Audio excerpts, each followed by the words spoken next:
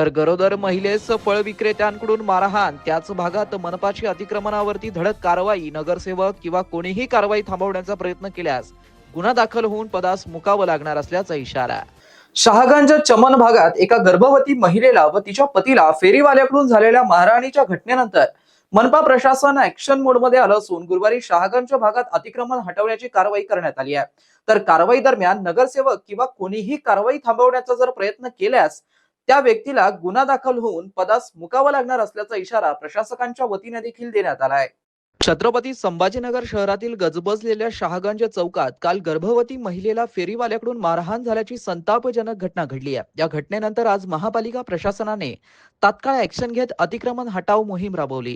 आज सकाळी महापालिकेच्या अतिक्रमण हटाव पथकाने शहागंज परिसरात धडक कारवाई करत रस्त्यालगत लावण्यात आलेल्या हातगाड्या, फेरीवाले आणि इतर अनधिकृत स्टॉल हटवलेत. कारवाई दरम्यान काही ठिकाणी किरकोळ वादाची परिस्थिती निर्माण झाली होती, मात्र पोलीस बंदोबस्तात संपूर्ण परिसर मोकळा करण्यात आलाय. कालच्या मारहाण प्रकरणानंतर परिसरात नागरिकांमध्ये तीव्र संताप व्यक्त होत होता. या पार्श्वभूमीवरती प्रशासनाने तातडीने दखल घेत कारवाई केल्याने नागरिकांकडून समाधान व्यक्त करण्यात येत आहे. महापालिकेकडून भविष्यात अशा प्रकारच्या अतिक्रमणांवरती नियमित कारवाई सुरू राहणार असल्याचे संकेत देखील देण्यात आले आहेत.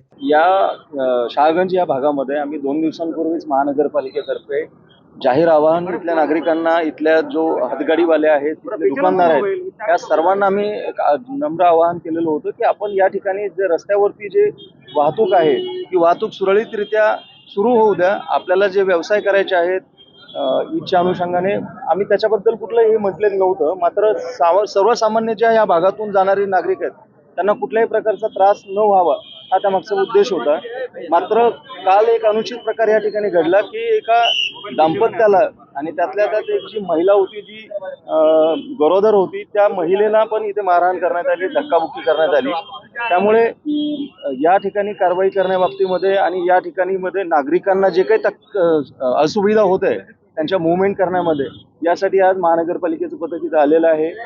या ठिकाणी आम्ही फक्त एकच आमची विनंती आजही आहे की कुठल्याही बाबतीमध्ये सर्वसामान्यांना वेठीस धरून आपल्याला कुठलेही व्यवसाय करता येणार नाहीत. जर आपण तशा पद्धतीचा प्रयत्न केला तर ते पोलीस विभाग आणि महानगरपालिका हाणून पाडेल. आपण कृपया करून आपले व्यवसाय हे आपल्या दिलेल्या निश्चित केलेल्या जागेतच करावेत.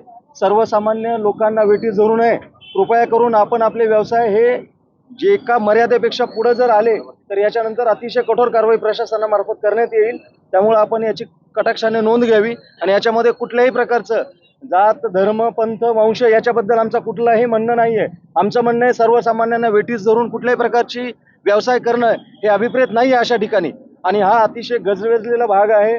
या भागातून ॲम्ब्युलन्स जातात, या भागातून फायर ब्रिगेड जातात, या भागातून स्कूल बस जातात. काय अवस्था आहे आज आपल्या या भागामध्ये? सगळं स्टकअप होत आहे. तर आमचं तर याच्यानंतरही सिस्टमॅटिकली ह्या भागावरती कशा पद्धतीने आम्हाला नियंत्रण मिळवता येईल आणि सर्वसामान्याने सुखकरपणे त्यांचा इथून प्रवास करणं शक्य होईल या दृष्टीने आम्ही प्रयत्न करणार आहोत.